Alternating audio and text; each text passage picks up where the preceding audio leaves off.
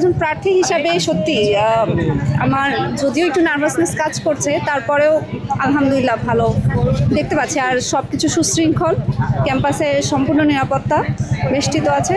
আর আমি যেহেতু পদে আছি, পদের একজন প্রার্থী হিসাবে আশা করছি ইনশাল্লাহ আমার ফল ভালো হবে। আর আপনাদের কাছে দোয়া প্রার্থী। খুব ভালো স্বতঃস্ফূর্ত অংশগ্রহণ দেখতে পাচ্ছি আমি। এখন পর্যন্ত আলহামদুলিল্লাহ কোনো কিছু চোখে পড়েনি। এখন দেখা যাক সারাদিন কেমন যায় দিনটা। আর আমাদের ক্যাম্পাসে যথেষ্ট আইনশৃঙ্খলা বাহিনী মোতায়েন করা হয়েছে, এর জন্য ভিসি স্যারকে ধন্যবাদ। আর আশা করছি ইনশাল্লাহ ফলাফলও সুষ্ঠুভাবেই আমরা পাবো সঠিক সময়। আমি চাচ্ছি আমি যাদেরকে ভোট দিয়েছি, যাদের ইশতেহারগুলো পড়ে ভোট দিয়েছি, তারা জানি মানে ভোটে জেতার পর এগুলা সুষ্ঠুভাবে মানে বাস্তবায়ন করে। এইটাই অনুভূতি অনেক ভালো আলহামদুলিল্লাহ, কারণ এটা হচ্ছে আমাদের 35 বছর পর প্রথম ভোট। আর আমি যেহেতু মাস্টার্সে আছি, এইটাই আমার ভার্সিটিতে শেষ, এটাই প্রথম। তো অনুভূতি মানে অনেক ভালো সব মিলায়। জি আলহামদুলিল্লাহ, আমি ভোট দিয়ে আসলাম।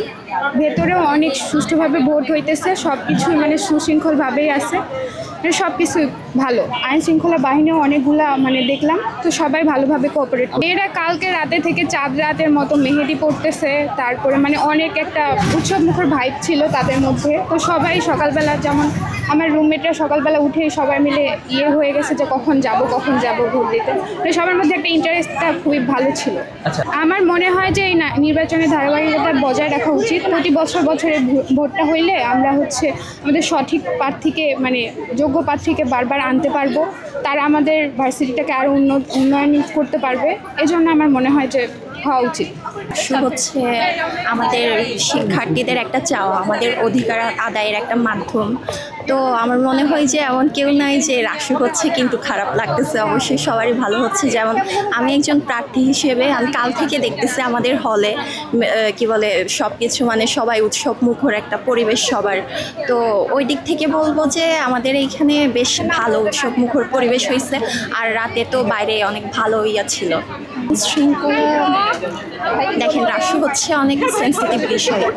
আর হচ্ছে আমাদের রাষ্ট্রতে হচ্ছে আমাদের প্রশাসন থেকে অনেক পুলিশ বলেন, তারপর হচ্ছে আনসার নিয়োজিত করা হয়েছে। তারপর হচ্ছে আমি একজন বিএনসিসির ক্যাডেট। আমাদের বিএনসিসি থেকেও দেখা গেছে যে প্রায় 100+ ক্যাডেট কাজ করতেছে।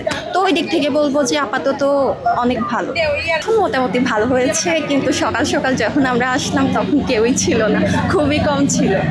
ভালো লাগছে। রাকসু তো আমাদের একটা অধিকারের জায়গা, মানে আমাদের নিজের অধিকারটা যেন আমরা মানে অধিকারটা সঠিকভাবে পাইতে পারি। এই জন্য তো রাকসু আমাদের অনেক কাঙ্ক্ষিত একটা জায়গা ছিল।